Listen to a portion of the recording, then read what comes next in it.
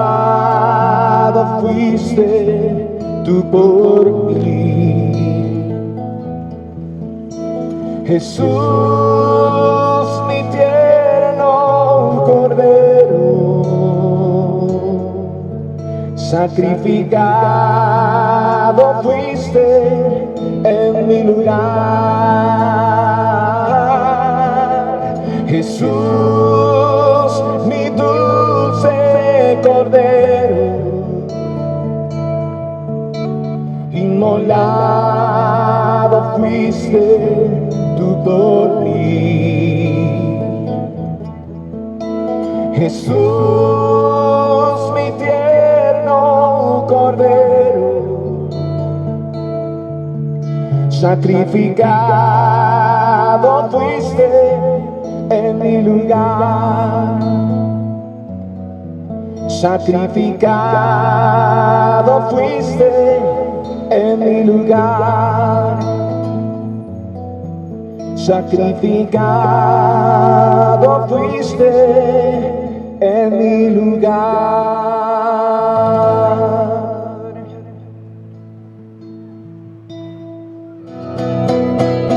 Cuán grande, hermoso es, y mi canción siempre será. Cuán grande, hermoso es el amor de mi Salvador. Tomó mis pecados y mi dolor, los hizo su posesión.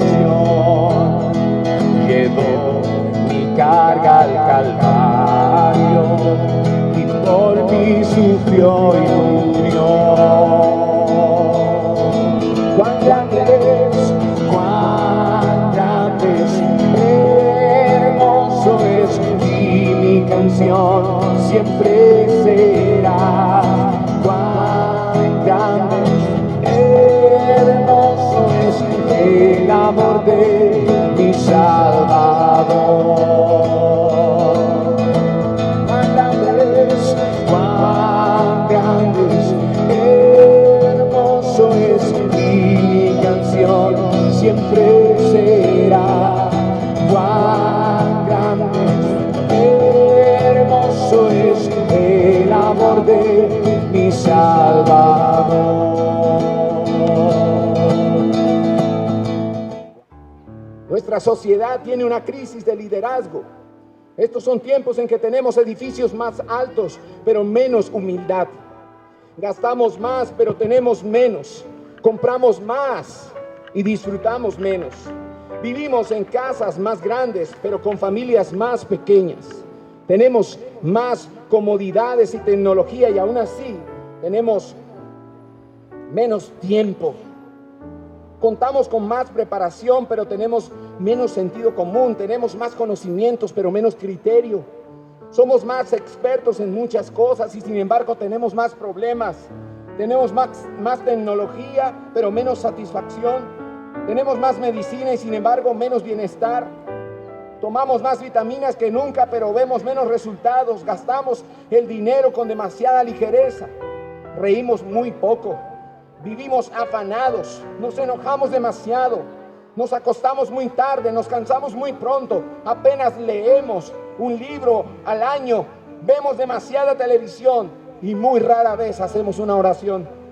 Este es el mundo en que vivimos. Hemos multiplicado nuestras posesiones, pero hemos reducido nuestros valores. Viajamos en avión para hacer menos cosas y regresar más temprano. Firmamos más contratos y hacemos más negocios, pero tenemos menos beneficios. Hablamos mucho, mentimos mucho y amamos poco. Hemos aprendido cómo ganarnos la vida, pero no hemos aprendido a vivir. Añadimos años a nuestra vida, pero no sabemos darle vida a nuestros años. Hemos ido y vuelto a la luna, pero nos cuesta trabajo cruzar la calle para saludar y servir a los vecinos. Hemos conquistado el espacio exterior, pero no el espacio interior. Hemos logrado cosas más grandes, pero no necesariamente mejores. Hemos intentado limpiar el medio ambiente, pero contaminamos y arruinamos cada vez más nuestras propias almas. Hemos descifrado el átomo, pero no somos capaces de reconocer nuestros propios errores. Escribimos más, pero aprendemos menos. Planeamos más, pero logramos menos. Sabemos correr, pero no sabemos esperar. Ganamos más dinero, pero tenemos menos moralidad. Tenemos muchas razones para hacer más fiestas y cada vez somos menos felices. Tenemos más comida, pero estamos menos satisfechos. Tenemos cientos de conocidos y contactos en las redes sociales, pero paradójicamente estamos solos y no tenemos realmente amigos. Tenemos casas y apartamentos más bonitos, pero hogares destruidos y disfuncionales. Vidas de microondas, moralidad debilitada, sobrepeso, pastillas para todo. Pastillas para levantar el ánimo, para prevenir enfermedades, para calmar la ansiedad e incluso para matar. Son tiempos donde mostramos mucho en la vitrina cuando tenemos poco en la bodega. Este es el tiempo en el que vivimos. Un tiempo en el que desesperadamente estamos buscando líderes. El mundo busca entonces líderes que resuelvan los problemas mundanos, las necesidades temporales de la vida natural. El mundo está buscando líderes que resuelvan las tragedias, líderes que resuelvan el problema de la miseria, del hambre, de la pobreza, de la corrupción. El mundo está buscando líderes que resuelvan los conflictos entre las naciones. El mundo está buscando líderes que resuelvan el problema de la educación y la salud, las desigualdades sociales. Líderes que sean capaces de resolver los problemas económicos, culturales y religiosos de las naciones y de los pueblos. Y sin embargo, el mundo sufre una decepción constante, porque los líderes que el mundo encuentra, los líderes que el mundo elige para que presidan el destino de las naciones y los pueblos, son líderes mentirosos, son líderes avaros, codiciosos, insensibles e inmisericordios. Los líderes de este mundo se enseñorean de los hombres, los esclavizan, los despojan de sus riquezas y de su dignidad. Cada vez escuchamos de nuevos escándalos de corrupción de presidentes de naciones. Presidentes de compañías y de grandes instituciones son encontrados en inmoralidad y en corrupción. Cada vez sabemos más de gerentes y administradores de grandes y pequeñas empresas que fueron debilitados por la tentación del poder, el dinero y el placer. Incluso cada vez nos quedamos más asombrados cuando escuchamos las noticias de líderes religiosos que fracasaron por causa de su inmoralidad y de su corrupción. La pregunta que quiero hacerles esta tarde es, entonces, ¿qué clase de líder es la que necesita realmente este mundo?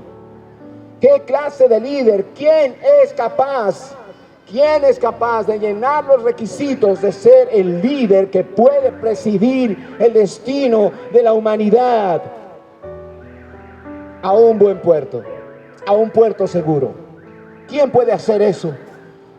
El mundo necesita un líder incorruptible, uno que sea sin pecado, un líder en el cual no pueda hallarse maldad, ni engaño, ni mentira. ¿Por qué? Porque el problema del ser humano no es económico. Porque los problemas que realmente necesitamos resolver no tienen que ver con salud, no tienen que ver con educación o con igualdad. El gran problema, el problema más grave y severo del ser humano se llama el pecado. La razón por la que este mundo está en crisis no es porque a Dios se le salió de las manos el ser humano. El mundo está en crisis no porque Dios es injusto o indiferente. El mundo está como patas arriba, no porque Dios no existe como algunos se atreven a afirmar en su arrogancia contra Dios como excusa para hacer lo que les place. Porque si Dios no existe, para los que afirman tal cosa, es conveniente decirlo, porque si Dios no existe moralidad, es decir, no existe una diferencia entre el bien y el mal. Así que la persona queda libre para él mismo, él Él solo decidir qué es bueno y qué es malo, porque como Dios no existe, no hay un estándar de moralidad supremo, sino que el ser humano es el que establece cuándo es bueno algo y cuándo es malo, según le convenga. Pero hay gente que se atreve a afirmar que Dios no existe, aunque la creación, los cielos cuentan la gloria de Dios y el firmamento anuncia la obra de sus manos. El mundo está en crisis, no porque Dios creó el universo, no porque Dios creó al mundo, no porque Dios creó al hombre y luego lo abandonó y lo dejó a su suerte.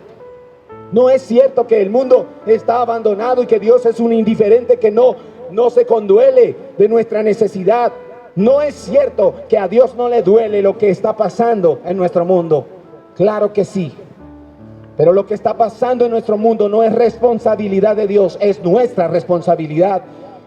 Lo que está pasando con los recursos naturales en nuestro país no es problema de Dios. Eso es nuestra responsabilidad.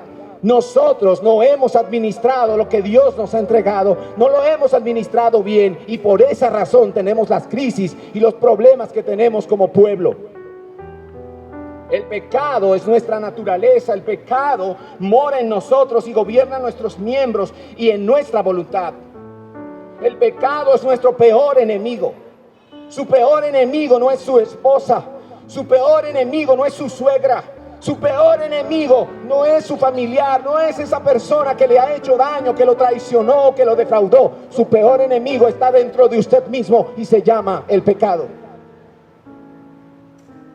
Por esa razón es que odiamos, somos injustos, codiciamos, mentimos, matamos, robamos, fornicamos, aborrecemos, maldecimos, nos llenamos de ira y hacemos toda clase de cosas que ofenden y dañan no solamente al prójimo, sino que ofenden y desafían la gloria y la santidad de Dios. El pecado es primeramente una ofensa a Dios, es una deuda que tenemos con Dios y luego con nuestros semejantes. Por eso es que la oración del Padre Nuestro dice: perdónanos nuestras deudas como también nosotros perdonamos a nuestros deudores. ¿Qué es lo que está diciendo el Padre Nuestro allí? Está diciendo que tenemos deudas. ¿Cómo llama la Biblia? ¿Cómo llama el Evangelio al pecado? Lo llama deuda. El pecado es una deuda que el ser humano tiene que pagar. Por eso la palabra de Dios dice en Romanos 6:23, porque la paga del pecado es muerte, pero la dádiva de Dios es vida eterna en Cristo Jesús, Señor nuestro. Entonces Dios nos advierte a través del Evangelio, a través de la palabra de Dios, nosotros podemos saber que la paga del pecado es muerte por un lado, pero por otro lado Dios nos da una solución y dice: pero la dádiva de Dios, es decir, el regalo, el don de Dios, algo que no merecemos, que Dios quiere darnos a través de su Hijo Jesucristo, eso se llama la vida eterna. ¿Cómo sabemos todo esto? Lo sabemos gracias al Evangelio. Gran parte del mundo ha oído a través de la predicación del Evangelio que el único líder incorruptible que existe es el Hijo de Dios, es Jesucristo nuestro Señor y Salvador. Y por medio de la enseñanza del Evangelio sabemos que es a Cristo a quien realmente necesitamos para resolver nuestro verdadero y peor problema, que es el pecado. Romanos 1:23 dice que nosotros hicimos lo siguiente, dice: el hombre cambió la gloria del Dios incorruptible por una imagen en forma de hombre corruptible, de aves, de cuadrúpedos y de reptiles. ¿Sabe una cosa? El ser humano ha cambiado la gloria del Dios incorruptible y ha preferido adorar, glorificar, servir, honrar la imagen de Él mismo. Es lo que dice Romanos. La cambió, la gloria de Dios la cambió por la imagen del mismo hombre, incluso de animales. La palabra de Dios dice que también usted y yo hemos odiado a Dios. Aborrecemos a Dios. Y usted me dirá: no, ¿cómo se le ocurre, hombre, decir que yo odio a Dios? Yo no odio a Dios. A Dios no se le puede odiar.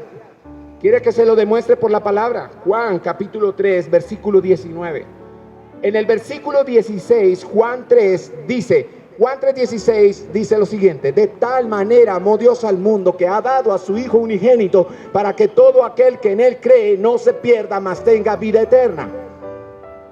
en el 16, el Evangelio de Juan, en el capítulo 3, versículo 16, está diciendo el Evangelio que Dios amó de tal manera al mundo, que envió a su Hijo para que usted ponga su fe en el Hijo de Dios y no se pierda, mas tenga vida eterna. Pero mire lo que dice en el versículo 19, solo 2 versículos más adelante, 3 versículos más adelante. Dice, y así es como Dios juzga. Yo he venido al mundo. ¿Quién está hablando en primera persona? El mismo Jesús, la luz del mundo. Jesús, yo he venido al mundo. Y yo soy la luz que brilla en la oscuridad. Pero como la gente hacía lo malo, prefirió más la oscuridad que la luz. Versículo 19 de Juan capítulo 3. ¿Qué es lo que dijo Juan? Juan dijo, la luz del mundo, Jesús, vino para iluminar nuestras tinieblas, nuestra oscuridad, nuestra ignorancia acerca de Dios y de nuestra necesidad desesperada de un Salvador. La luz, como la luz de este sol de esta tarde, nos está alumbrando. Es como si miráramos este sol que hoy nos está dando este calor y esta luz intensa. Ahí está la luz del sol. Así dice Juan, que Jesús vino al mundo para iluminar de esa manera. ¿Y sabe qué fue lo que nosotros hicimos? Según Juan 3:19, lo que nosotros hicimos es que nosotros amamos más las tinieblas que la luz. En otras palabras, allí está el sol, y es como si yo le dijera al sol, ¿sabes qué? No me molestes. Es darle la espalda a Dios. Eso es odiar a Dios, eso es aborrecer a Dios. ¿Y por qué lo hicimos? Juan 3:19 lo dice al final. La gente hacía lo malo y entonces prefirió más la oscuridad que la luz. ¿Por qué fue que odiamos a Dios? ¿Por qué fue que menospreciamos a Dios? ¿Por qué lo hicimos? Porque estábamos practicando el pecado. Y porque encontramos más deleite pecando que haciendo la voluntad de Dios. La razón por la que usted no puede dejar el cigarrillo, la fornicación, el adulterio, la pornografía, la mentira, el odio, la ira y toda clase de pecado, la razón no es porque usted no puede. La razón es porque usted no quiere. Ese es el problema. El problema no es que usted no deja las drogas porque no puede. Es que no soy capaz. Claro que usted es capaz. Con la ayuda de Dios, por medio de su Hijo Jesucristo, usted puede tener la victoria que Cristo ganó en la cruz del Calvario. Usted puede tener esa victoria sobre el pecado también. Pero la razón primaria y fundamental es porque usted no lo desea. Porque usted se deleita más en el pecado que en Dios. En otras palabras, y lo hemos dicho muchas veces desde este lugar, lo que usted está diciendo cuando dice que no puede dejar el pecado, lo que usted está diciendo en otras palabras es esto. Mire, por favor, regáleme su atención. Es como si usted le dijera a Dios, Dios, yo sé que tú estás ahí, tan claro como está ese sol brillante, reluciente, resplandeciente esta tarde y bien caliente, allí que está en mi cielo santandereano, tan claro como ese sol me alumbra hoy. Yo sé que tú estás ahí, pero ¿sabes una cosa? Yo no te puedo creer, Dios, que tú me des más alegría que el adulterio. Yo no puedo creer, Dios, que tú me des más placer que las drogas. Yo no te lo puedo creer, Dios. Eso es lo que usted está haciendo todos los días. No es que Dios no puede hacernos felices. Quiero decirle, Dios es la única persona que puede hacer feliz al hombre. La palabra de Dios dice en el Salmo 16, en su presencia hay plenitud de gozo, delicias a su diestra para siempre. Solo Dios puede hacer al hombre feliz. Pero nosotros no podemos creerlo.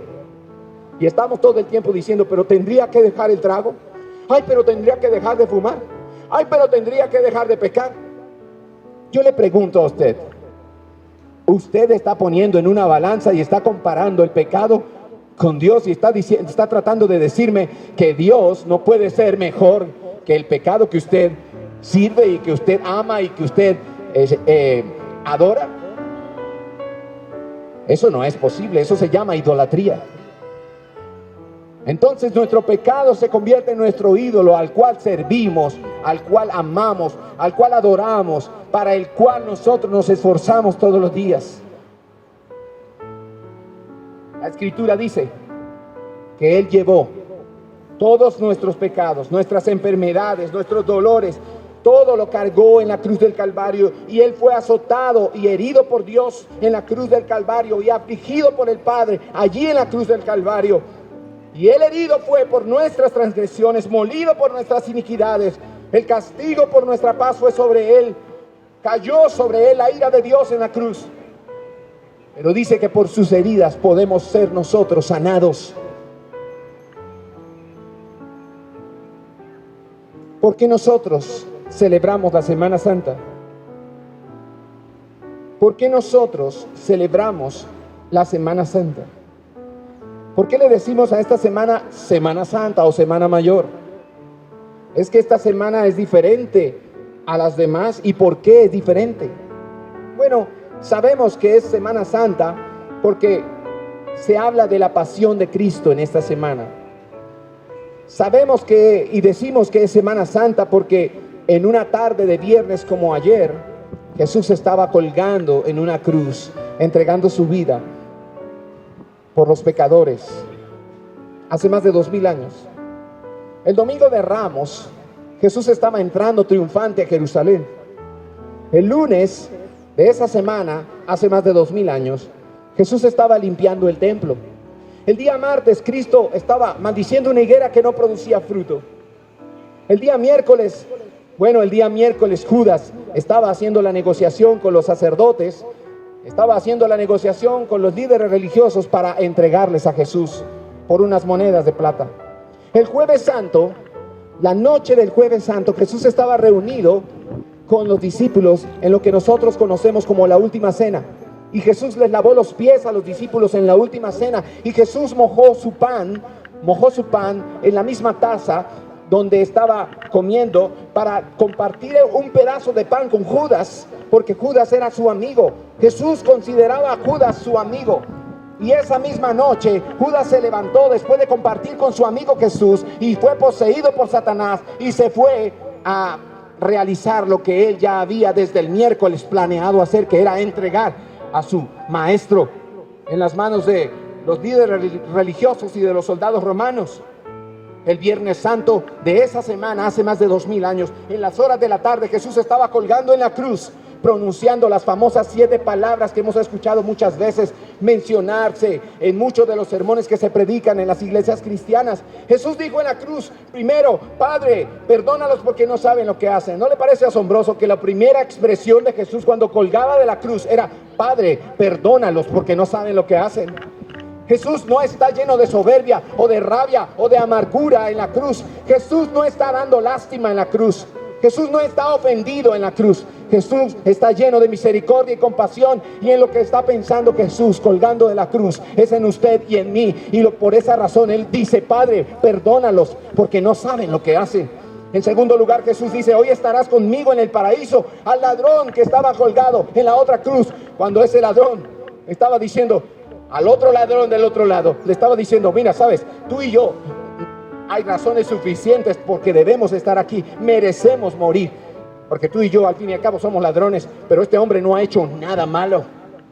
Ese ladrón estaba reconociendo quién era Jesús aún en la cruz, y por eso Jesús, con su corazón lleno de misericordia, con su corazón lleno de compasión por el pecador, le dice al ladrón, le dice, hoy estarás conmigo, hoy mismo estarás conmigo en el paraíso. ¿Y cuántos de ustedes podrían estar hoy mismo disfrutando del reino de los cielos, de la vida eterna, si pudieran reconocer quién es Jesús y quiénes somos nosotros? Si usted pudiera reconocer, yo soy el ladrón de la cruz, yo soy pecador, yo necesito desesperadamente a Cristo. La tercera palabra que Jesús dice en la cruz es, mujer, he ahí a tu hijo. Cuando le habló a María, su mamá, y le dice a María, mujer, he ahí tu hijo. Y después mira a Juan, su discípulo amado, y le dice a Juan, Juan, he ahí a tu madre. Y dice el Evangelio que a partir de ese día, Juan abrió las puertas de su casa y María se fue a vivir en la casa de Juan. ¡Qué bello, mi Jesús! ¡Qué hermoso, mi Jesús, que está colgado en la cruz y está pensando en, perdónalos porque no saben lo que hacen! Al ladrón le dice, hoy mismo estarás conmigo en el paraíso. Y se queda mirando a su mamá y dice, y no la puedo dejar abandonada. Así que Juan, por favor, encárgate de ella. ¡Qué maravilloso Salvador tenemos! ¡Qué líder espiritual tenemos! Y todo el tiempo lo ignoramos y vivimos nuestras vidas a nuestra manera. Y solo cuando sentimos que la casa se nos está incendiando, miramos al cielo para que Dios quizá nos apague el fuego. Lo necesitas desesperadamente esta tarde. Esa es la clase del líder. Esa es la clase de persona que debe presidir el destino de mi vida. El ladrón va a estar en el paraíso. Su mamá va a quedarse segura en casa de Juan. Y en cuarto lugar, Jesús dice estas palabras desgarradoras. Él dice: Dios mío, ¿por qué me has desamparado? En hebreo él pronuncia en un idioma muy antiguo, él pronuncia estas palabras: Elí, Elí, lama sabactani, que significa: Dios mío, ¿por qué me siento tan desamparado? ¿Y qué es lo que está queriendo decir Jesús? Que el Padre ignoró a Jesús y lo abandonó y se olvidó de él. ¿Sabe a qué estoy apelando en esta hora? Al vacío existencial de nuestras almas. Eso que sentimos tan terrible en el alma, esa angustia que siente el pecador porque se sabe que está separado de Dios por causa de su pecado. Jesús estaba llevando los pecados de todos nosotros. Con razón él se sentía solo, porque el pecado nos distancia de Dios, nos aleja de Dios. Y por eso él dice: me siento solo, Padre, ¿por qué me has desamparado? Porque el pecado de todos está sobre él en la cruz. Así que él se siente como todos nosotros, lejos de Dios. En quinto lugar, Jesús dice: tengo sed. En sexto lugar, él dice: consumado es. En séptimo lugar, él dice: Padre, en tus manos encomiendo mi espíritu. Y expiró. Y fue sepultado, y el día sábado su cuerpo estuvo en la tumba. Pero el domingo, mañana es domingo de resurrección. El domingo, ¿qué pasó el domingo? El domingo Jesús se levantó de entre los muertos. El poder del Espíritu de Dios levantó al Santo Hijo de Dios de la tumba. Le devolvió la vida. Él resucita poderosamente, triunfante y victorioso sobre el pecado, sobre el mundo, sobre Satanás, sobre los poderes de las tinieblas. Él exhibe públicamente a todos sus enemigos, triunfando sobre ellos desde el momento en que agonizó en la cruz del Calvario. Esa es la clase de líder que necesitamos. Uno que puede dar su vida por nosotros. No uno que dice que le importamos mucho, pero después está comportándose corruptamente y despojándonos a nuestras espaldas.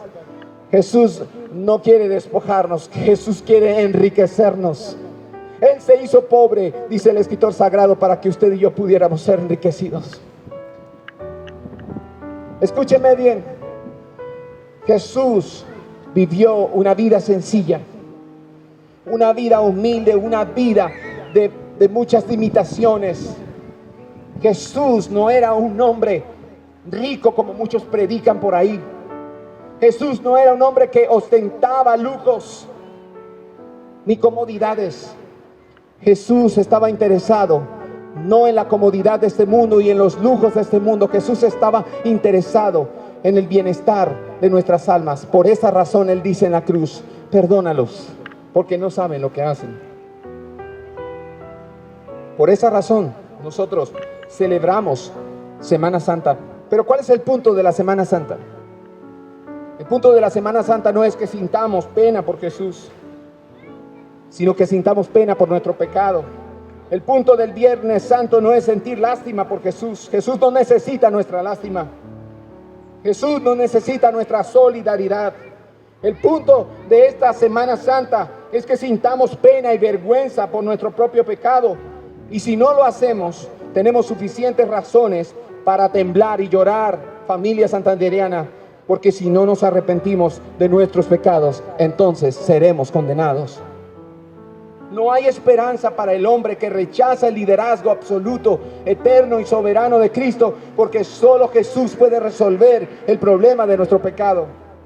Si usted quiere hacer de este viernes, sábado y domingo de resurrección una verdadera Semana Santa, entonces usted debe arrepentirse de su pecado, de vivir una vida apartada de Dios, independiente de Dios, ignorando constantemente a Dios sistemáticamente, usted planea los días, todas las actividades de sus días de vida, usted las planea sin Dios. Y cuando le hablan de Dios, como muchas personas nos han manifestado en los lugares que predicamos, se incomodan, se molestan, se fastidian. ¿Cómo puede fastidiarle la persona más interesante del universo? ¿Cómo puede fastidiarle la persona de Jesús que colgando de la cruz está diciendo perdónalos porque no saben lo que hace? ¿Cómo le puede molestar una persona que está interesado en usted realmente, que lo ama verdaderamente? ¿Cómo le puede molestar eso? El doctor Ravi Zacharias dice: vivimos con profundos anhelos del corazón humano, tenemos hambre por la verdad, hambre de justicia, hambre por el perdón y hambre por la paz. Este país está hambriento de paz. Nuestra nación está desesperada por la paz. Deseamos la paz y no la conseguimos. Hemos fracasado los últimos 60 años tratando de conseguir la paz. Porque la paz verdadera nunca la conseguiremos nosotros sin Dios. La paz que Dios nos ofrece en Cristo no es una paz que consiste en el final de los conflictos. Mientras estemos en el mundo tendremos aflicción. Por causa del pecado seguirá habiendo hombres corruptos. Por causa del pecado seguirá habiendo hombres perversos. Por causa del pecado seguirá habiendo terrorismo, seguirá habiendo maldad, seguirá habiendo genocidios. Por causa del pecado habrá más violaciones y abusos y perversiones hasta que Cristo regrese. Eso es lo que habrá en este mundo. Entonces lo que necesitamos no es un acuerdo de paz entre nosotros. Lo que necesitamos es la paz que Dios nos da por medio de Jesucristo. Romanos capítulo 5 dice: justificados por medio de la fe, justificados por medio de la fe en Jesucristo, ahora tenemos paz para con Dios. Jesús les dijo: mi paz os dejo, mi paz os doy. Yo no os la doy como el mundo la da. El mundo ofrece una paz con acuerdos ficticios, temporales y superficiales. El mundo no puede garantizar la paz. Los hombres que se dan la mano y firman un documento no podrán garantizarnos la paz jamás, porque ellos no dejarán de ser corruptos y nosotros tampoco. La paz que necesitamos es la paz en medio del conflicto, la paz en medio de la corrupción humana, la paz en medio de nuestra depravación, la paz que ofrece Dios por medio de su Hijo Jesucristo. Usted y yo somos esclavos del pecado y no podemos liberarnos por nosotros mismos. Necesitamos a Jesús que venga a romper las cadenas del pecado, que venga a ayudarnos. Mientras no miremos la cruz, como esta que tenemos acá, mientras no miremos la cruz, lo único que veremos, lo único que sucederá en nuestras vidas es lo que dice ahí en esa cruz: muerte. Porque la paga del pecado es muerte. Mientras no volvamos nuestros ojos a Jesús, lo único que pasará es lo siguiente: más divorcios, más matrimonios fracasados, más hijos abandonados, más hijos creciendo en hogares con ausencia de papá, más madres solteras queriendo hacer el papel de papá y de mamá. Mientras no volvamos nuestros ojos a la cruz y miremos a Cristo y reconozcamos que lo necesitamos desesperadamente como Salvador y como Señor de nuestras vidas, para que lidere nuestras vidas, dirija nuestras vidas a puerto seguro, hasta que no volvamos nuestros ojos a Cristo verdaderamente y a la cruz, lo único que viviremos y experimentaremos es una decadencia moral en picada, acelerada, hasta que nosotros seamos consumidos por el pecado. La paga del pecado es muerte. Pero ¿qué dijimos que decía el resto del versículo en Romanos 6:23? No dijimos que se quedaba el versículo en muerte. El versículo termina diciendo: pero la dádiva de Dios es vida eterna en Cristo Jesús, Señor nuestro. ¿Qué es lo que nos está ofreciendo Dios? Dios justamente debe castigar el pecado, y Él dice: la paga del pecado será la muerte, la condenación eterna, el infierno, la separación de Dios en un lugar de tormento. Esa es la paga del pecado. Pero Dios, que es rico en misericordia y que es abundante en amor, Él dice, pero, y ese pero usted debe resaltarlo en su corazón hoy. Pero, ¿cómo? El texto dice pero. Sí, hay un pero. Dios dice, tengo un pero. ¿Cuál es ese pero? Es un pero misericordioso, es un pero salvífico, es un pero de gracia, es un pero de bondad, es una caricia de Dios, es un beso de Dios ese pero. Ese pero nos está diciendo, pero yo tengo un don, una dádiva, un regalo que quiero dar al que pueda poner su fe en mi Hijo. Mi regalo, mi don es vida eterna. Vida eterna. Voy a terminar aquí con un versículo que me parece apropiado para terminar esta tarde. Hay un texto en el Evangelio de Juan, en el capítulo 3, en el versículo 36. Juan 3:36 dice, el que cree en el Hijo tiene vida eterna, pero el que no cree, pero el que no le obedece, dice Juan, no verá la vida eterna, dice, no verá la vida eterna, y la ira de Dios permanece sobre él.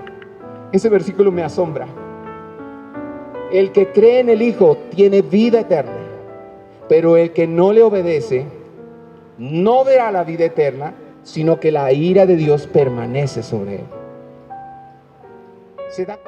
Pero el que cree en el Hijo y obedece al Hijo, y el que rinde su voluntad a la voluntad del Hijo, ese tendrá vida eterna. Termino con esta idea. La cruz, esta cruz no, la cruz de Jesús, donde Él fue colgado, y que esta cruz apenas es una evocación de la verdadera cruz donde fue colgado el Cordero de Dios. La cruz, esta es la frase, la cruz es el lugar donde dos voluntades se encuentran, pero una seguirá a la otra.